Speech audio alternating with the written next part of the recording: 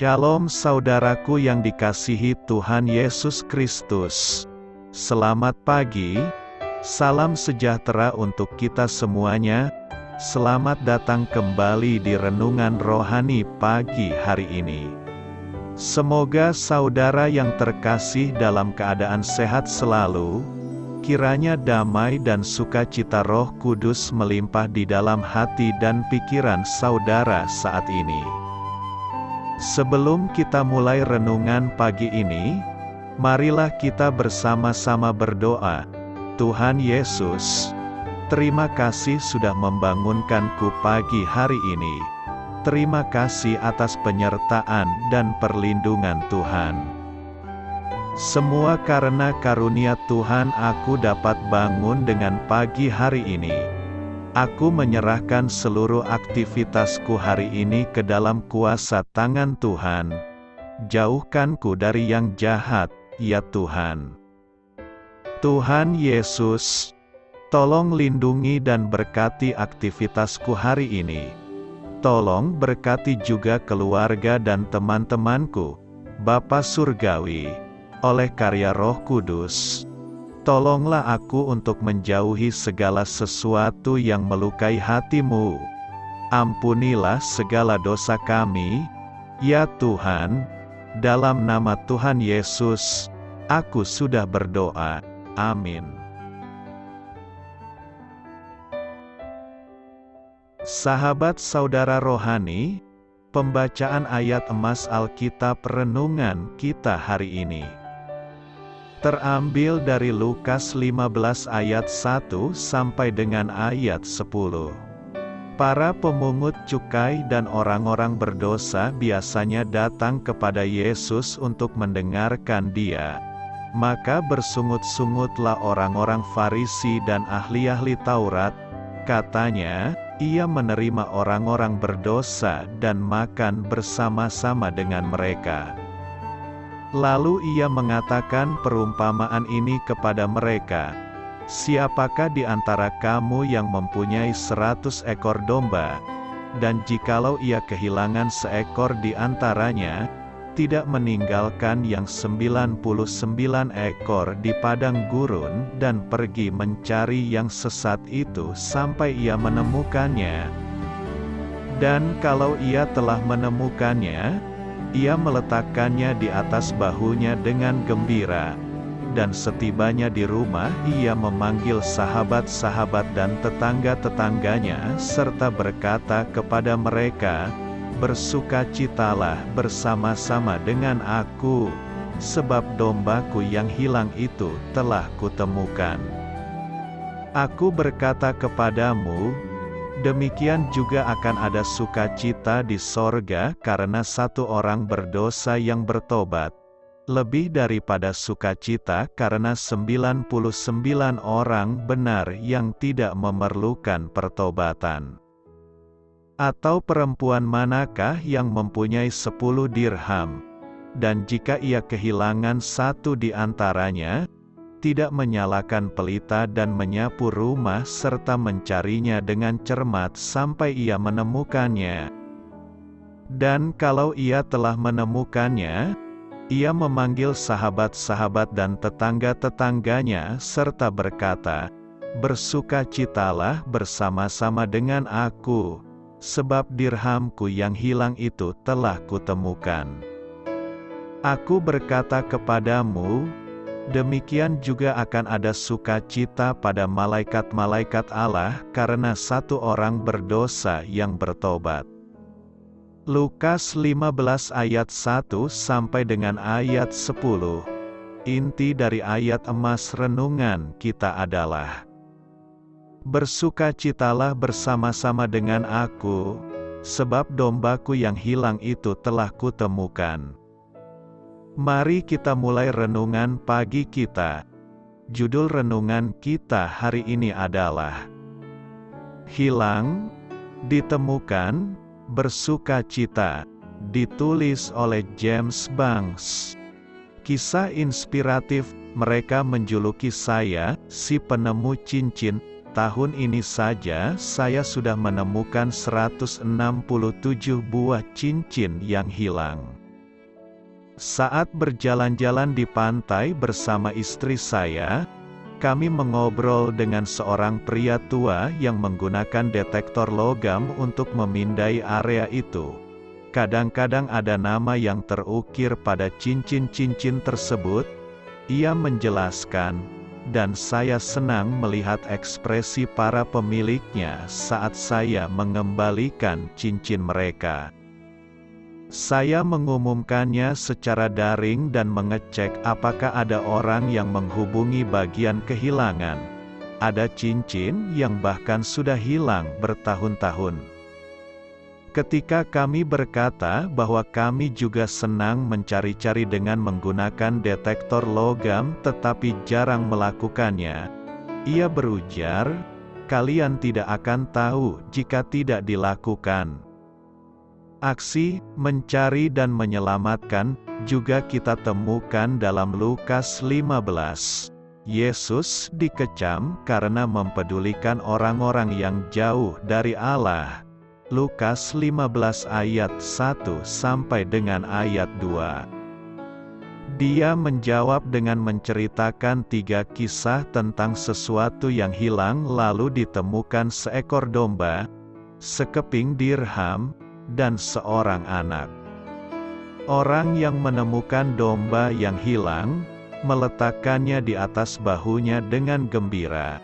Dan setibanya di rumah, ia memanggil sahabat-sahabat dan tetangga-tetangganya serta berkata kepada mereka, "Bersukacitalah bersama-sama dengan aku."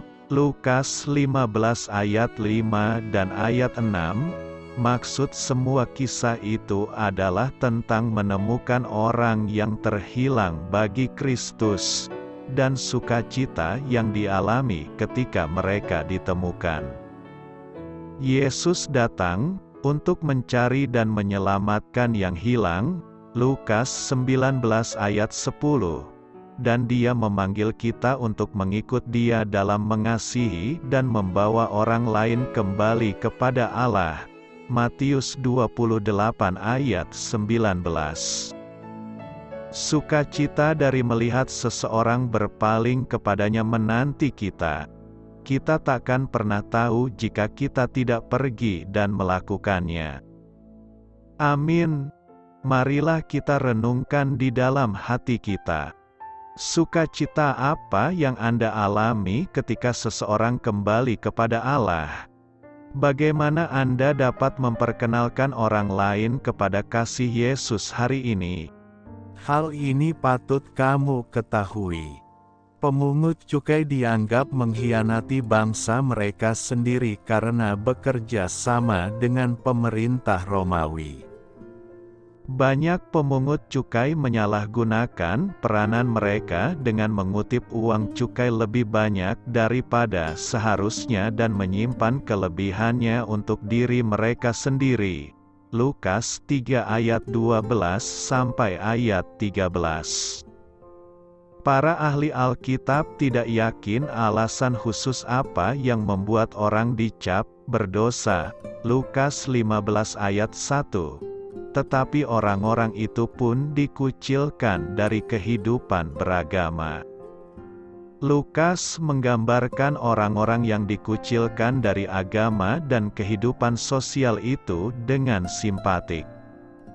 Para pemungut cukai menghampiri Yohanes Pembaptis dengan kerinduan untuk mengetahui bagaimana caranya bertobat. Lukas 3 ayat 12. Yesus memanggil pemungut cukai bernama Lewi untuk mengikutnya, dan Lewi segera melakukannya, lalu mengadakan perjamuan besar untuk Yesus. Lukas 5 ayat 27 sampai dengan ayat 30. Seorang perempuan yang digambarkan orang Farisi sebagai seorang berdosa. Lukas 7 ayat 39. Dipuji oleh Kristus karena imannya. Lukas 7 ayat 50. Lukas berpendapat bahwa mereka yang menyadari keberdosaan mereka merupakan kalangan yang paling siap mendengarkan dan mengikut Yesus. Lukas 5 ayat 31 sampai ayat 32 dan Lukas 15 ayat 1. Lukas 15 mengisahkan 3 perumpamaan tentang yang hilang, yaitu perumpamaan tentang domba yang hilang, Lukas 15 ayat 4 sampai dengan ayat 7, perumpamaan tentang dirham yang hilang, Lukas 15 ayat 8 sampai dengan ayat 10, perumpamaan tentang anak yang hilang, Lukas 15 ayat 11 sampai dengan ayat 32. Perumpamaan ini tentu tidak bisa dilepaskan dari Lukas 15 ayat 1 sampai dengan ayat 3 yang mengisahkan tentang perjumpaan Tuhan Yesus dengan orang-orang Farisi dan ahli-ahli Taurat yang bersungut-sungut melihat Yesus menerima orang-orang berdosa. Bahkan Tuhan Yesus makan bersama-sama dengan mereka. Kisah perumpamaan yang disampaikan Tuhan Yesus ini dimaksudkan untuk menanggapi sungut-sungut orang-orang Farisi dan ahli-ahli Taurat tersebut, sekaligus untuk menunjukkan alasan tindakannya. Yesus ingin menunjukkan misi kedatangannya adalah untuk mencari mereka yang hilang. Ungkapan "yang hilang" mengacu pada orang berdosa. Berbeda dengan kaum Farisi dan ahli Taurat yang cenderung menjauhi orang berdosa, Tuhan Yesus justru mencari mereka supaya bertobat. Perumpamaan tentang domba yang hilang berlatar belakang dari kebiasaan menggembala pada masa itu. Biasanya para gembala mempunyai domba yang banyak sekali, namun meskipun dombanya banyak, seorang gembala mengenal masing-masing dombanya dengan baik. Bagi para gembala, domba-dombanya sudah menjadi bagian dari hidupnya. Setiap sore ia lebih dahulu menghitung domba-dombanya sebelum memasukkan mereka ke kandang. Jika ada satu saja domba yang hilang, gembala yang baik akan berusaha mencarinya sedapat mungkin.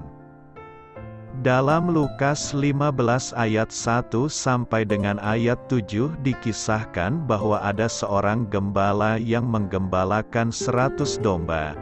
Namun salah satu dari domba itu hilang, sehingga gembala tersebut mencari domba yang hilang itu, bahkan ia rela meninggalkan yang 99 domba yang lainnya. Betapa gembiranya gembala itu ketika domba yang hilang itu ditemukan. Gembala itu membawa domba yang sudah ditemukan dan ia menyatakan kegembiraan bersama dengan teman-temannya. Manusia dianugerahi kebebasan.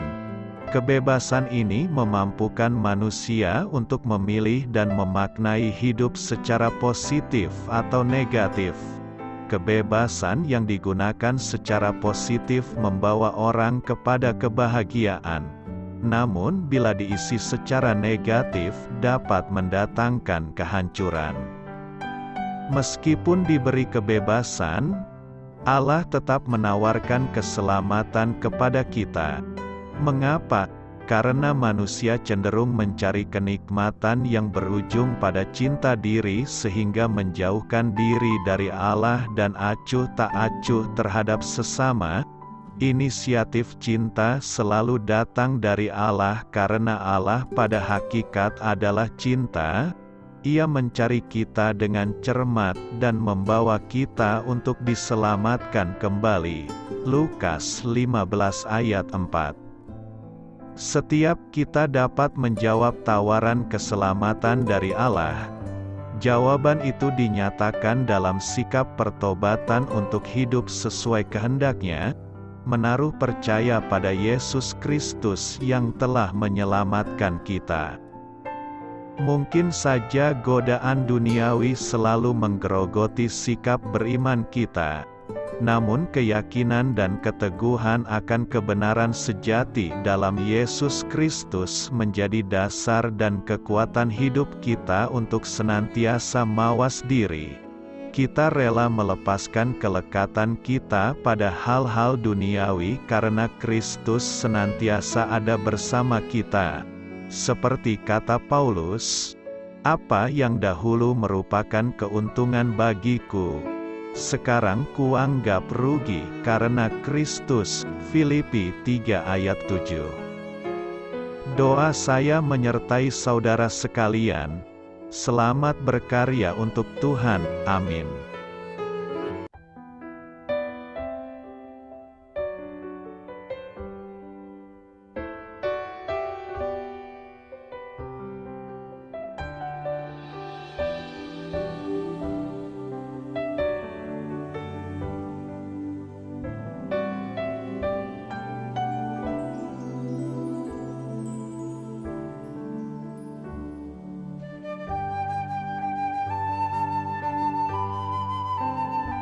Marilah kita renungkan sahabat saudara rohani.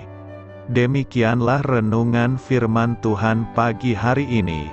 Semoga menjadi berkat dalam hidup kita. Dan sebelum kita memulai segala aktivitas kita pagi hari ini, marilah kita berdoa. Selamat pagi Bapa, malam hari telah berganti pagi. Kehidupan baru telah Engkau berikan kembali bagi kami. Bapa Surgawi, tolonglah aku menyadari kebutuhan orang lain, supaya aku dapat membagikan apa yang telah Engkau berikan kepadaku. Pada saat aku membutuhkan, berilah aku keyakinan bahwa Engkau akan mencukupkanku, melalui orang-orang yang mengasihi-Mu, bukan karena kami pantas atau layak, namun karena kasih karunia-Mu kami boleh ada, sebagaimana kami ada di pagi hari ini. Terima kasih Tuhan, atas kesempatan baru yang telah Tuhan berikan kepada kami, untuk bisa memperbaiki diri agar kami bisa lebih layak di hadapan-Mu. Hari ini kami serahkan semua perkara dan kesulitan yang akan kami lalui ke dalam tangan-Mu. Biarkanlah kami bisa memuliakan-Mu dalam segala aktivitas yang akan kami lakukan. Amin. Biarlah firman Tuhan menjadi pengingat untuk kita semua, bahwa tuntunan dari Roh Kudus akan selalu memberi jalan keluar bagi setiap permasalahan hidup kita, dan memberi kedamaian di hati kita. Sampai jumpa di renungan pagi saudara rohani berikutnya. Kiranya Tuhan selalu memberkati saudara semua hari ini. Amin. Shalom.